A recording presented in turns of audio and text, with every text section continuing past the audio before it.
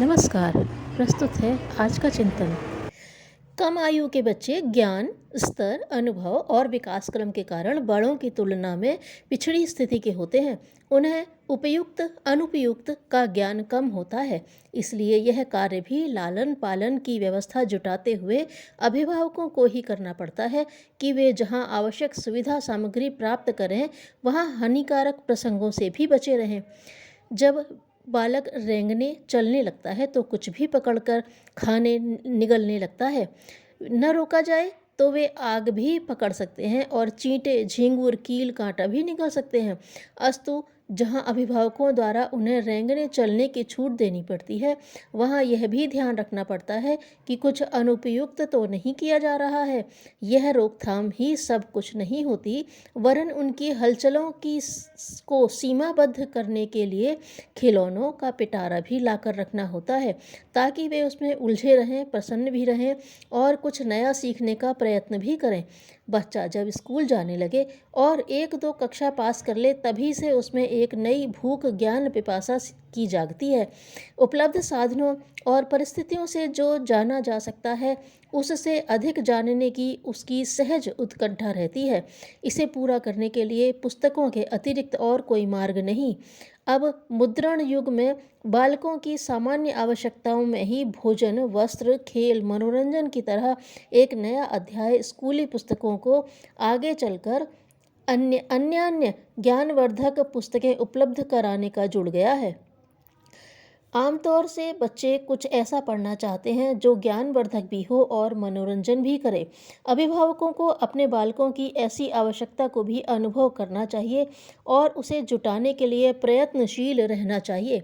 बच्चों में जिज्ञासा की नैसर्गिक प्रवृत्ति होती है, जिसके कारण ही अपने आसपास खुले वातावरण से वह विभिन्न जानकारियां एकत्रित करता है। ऐसे अवसर पर उनके मस्तिष्क के विकास तथा सामान्य ज्ञान में वृद्धि के लिए सत साहित्य का स्वाध्याय सबसे उत्तम माना जाता है। वर्तमान युग के व्यस्त सामाजिक जीवन में अभिभावक व्यक्तिगत ढंग से बच्चों को शिक्षण देने के लिए समय नहीं निकाल पाते।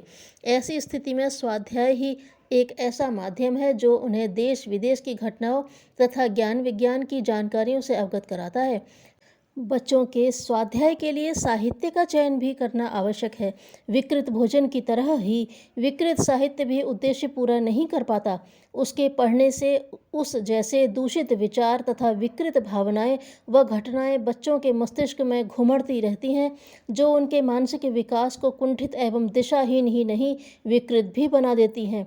इस दिशा में अभिभावकों को बड़ी सावधानी बरतनी चाहिए। उन्हें घर में ऐसी पत्र पत्रिकाएं नहीं लानी चाहिए जिनके विचार बच्चों के कोमल मस्तिष्क पर अपना दूषित प्रभाव डालते हों। इनसे हर हालत में बचना चाहिए। जहां अच्छी पत्र पत्रिकाओं एवं पुस्तकों का अध्ययन बच्चों में श्रद्धा, आत्मीयता, सेवा, सद्भावना, प्रेम, उदारता, करुणा जैसे भाव जागृत करने तथा नैतिकता, सदाचार, सहिष्णुता को विकसित करने में सक्षम होता है, वहीं निंदा, अश्लील एवं उत्तेजक साहित्य बच्चों में सेक्स, हिंसा, क्रोध, घृणा, तोड़फोड़, हत्या जैसे अपराधजन्य कुसंस्कारों के बीज उत्पन्न करता है। अनुकूल परिस्थितियां तथा अवसर पाते ही यह बीज उगते और अपराधों की फसल के रूप में दिखाई पड़ते हैं। इस बीच वे जाने अनजाने इसी प्रकार के साहित्य से पोषण प्राप्त करते रहते हैं। वर्तमान समाज में बढ़ते घृणित अपराधों को बहुत कुछ इस बाजारू अश्लील साहित्य की देन कहा जाए तो कुछ अत्युक्ति न होगी। उत्कृष्ट विचारों तथा जीवन को दिशा प्रदान करने वाला साहित्य ही बच्चों के मानसिक विकास की आवश्यकता पूरी कर सकता है। बाजार में मिलने वाली अश्लील पत्र पत्रिकाओं के मुख पृष्ठ पर ही ऐसे चित्र होते हैं जो बच्चों के कोमल मस्तिष्क को उत्तेजित करते हैं। यह विकृत साहित्य ही उनकी असफलता, मस्तिष्क की कुंठा, विकृति तथा अपराधी जीवन का मूल कारण रहा है। यहाँ तक कि स्कूल की पढ़ाई में पिछड़ते तथा अपना भविष्य खराब कर लेते हैं। हर साहित्य निर्माता को इन तथ्यों को ध्यान में रखकर ही बाल साहित्य की रचना करनी चाहिए, जो उसके चरित्र निर्माण, आस्थाओं को सुदृढ़, गुणों के संवर्धन एवं व्यक्तित्व के सर्वांगीण विकास के अनुरूप सामग्री प्रस्तुत करता हो। इसी प्रकार प्रत्येक अभिभावक को भी बच्चों के अध्ययन के लिए भी इसी स्तर की सामग्री से युक्त साहित्य ही घर में उपलब्ध कराना चाहिए। छोटे बच्चों को सामान्य अनुत्तेजक, पशु पक्षियों एवं प्राकृतिक दृश्यों की जानकारी कराने वाली रंग बिरंगी पत्र पत्रिकाएं उपलब्ध करानी चाहिए। ऐसे साहित्य से जहाँ उनकी पढ़ने के प्रति रुचि जागृत होगी, वहीं अपने स्तर के अनुरूप जानकारियाँ विकसित कर सकेंगे। किशोरावस्था के बच्चे समझदार होते हैं, उनके बौद्धिक स्तर के अनुरूप बोधगम्य साहित्य उपलब्ध कराना चाहिए।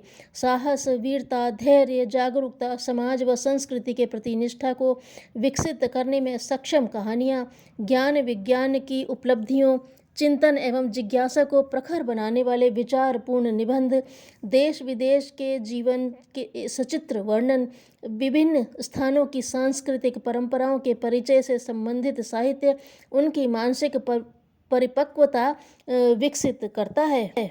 बच्चों के लिए ऐसा साहित्य उपलब्ध कराया जाना चाहिए जो बच्चों के लिए स्वस्थ मनोरंजन एवं ज्ञानवर्धन का दायित्व पूरा करने के साथ साथ उनकी कल्पना शक्ति के विकास में सहायक हो। जो उदारतापूर्वक सबके हित की बात सोचता है, वही मनुष्य श्रेय का अधिकारी है। धन्यवाद।